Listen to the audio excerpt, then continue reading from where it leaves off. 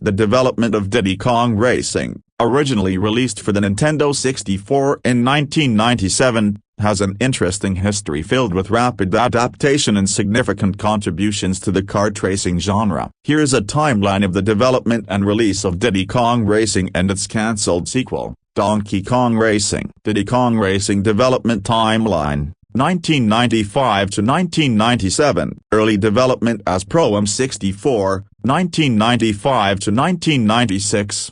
Diddy Kong Racing began as a project called Pro-Am 64, a spiritual successor to RC Pro-Am, a racing game developed by Rare for the NES. Originally, the game didn't feature characters from Nintendo's franchises. It was conceived as a generic racer with small cars and colorful worlds. The project was further developed as Wild Cartoon Kingdom, which had a more adventure-oriented approach to racing but still lacked a recognizable character to anchor the project.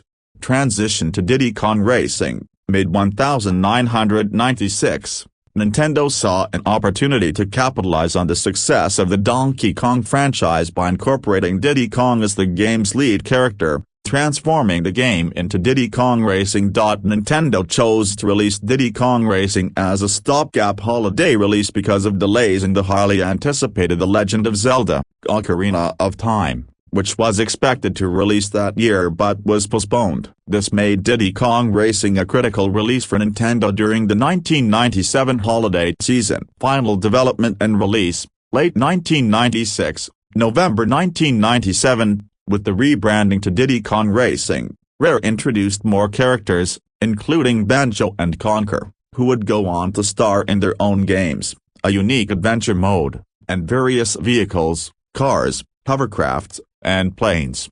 Diddy Kong Racing was released in November 1997 and was praised for its innovative adventure mode, smooth graphics, and enjoyable multiplayer. It became one of the best-selling Nintendo 64 games, helping to further establish Rare as a top developer for Nintendo. Donkey Kong Racing and its cancellation, 2000 to 2002.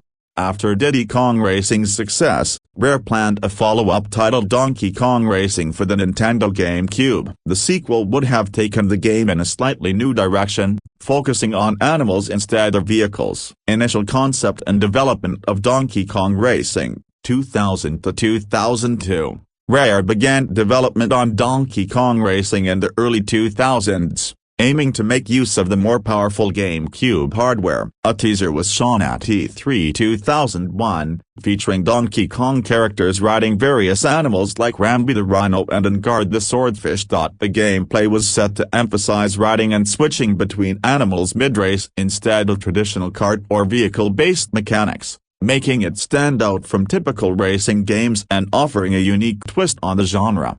Microsoft's acquisition of Rare and cancellation, September 2002.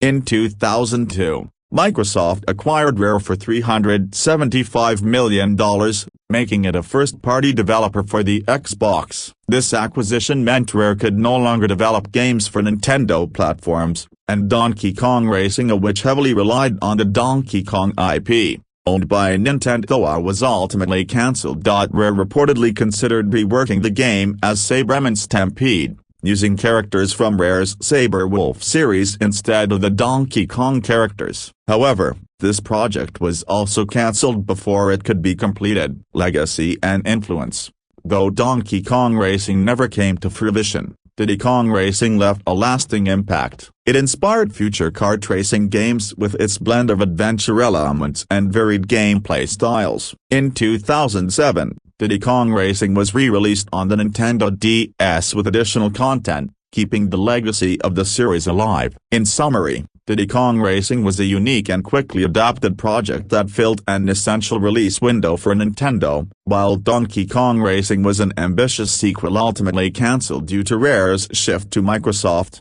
4. Transition to Saberman Stampede after Microsoft's acquisition, 2002 to 2003. Microsoft acquires Rare, September 2002. Microsoft purchased Rare, turning it into an Xbox-exclusive developer. Since Nintendo owned the Donkey Kong IP, Rare could no longer continue Donkey Kong Racing with those characters. Rebranding as Saberman Stampede, 2002 to 2003, Rare pivoted the project, swapping Donkey Kong characters with Sabreman, a character from Rare's classic Sabre Wolf series. The project became known as Sabreman Stampede, now featuring Sabreman and animals in a safari-like adventure. Shift toward an adventure game, 2003 to 2004. Expanded scope and gameplay changes. 2003, Rare moved away from making a straightforward racing game, leaning more toward an open-world adventure where Sabreman could explore,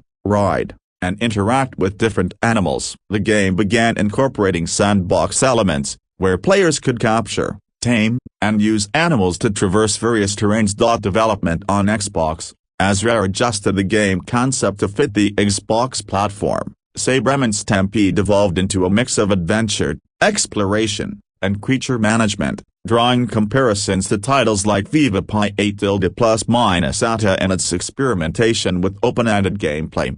Technical challenges and shifting focus. 2004 to 2005. Prototype stages. 2004, Rare continued prototyping Sabreman Stampede, but the game's constantly shifting focus and expanding scope caused difficulties. The development team struggled to find a clear direction, torn between racing, adventure, and sandbox gameplay mechanics.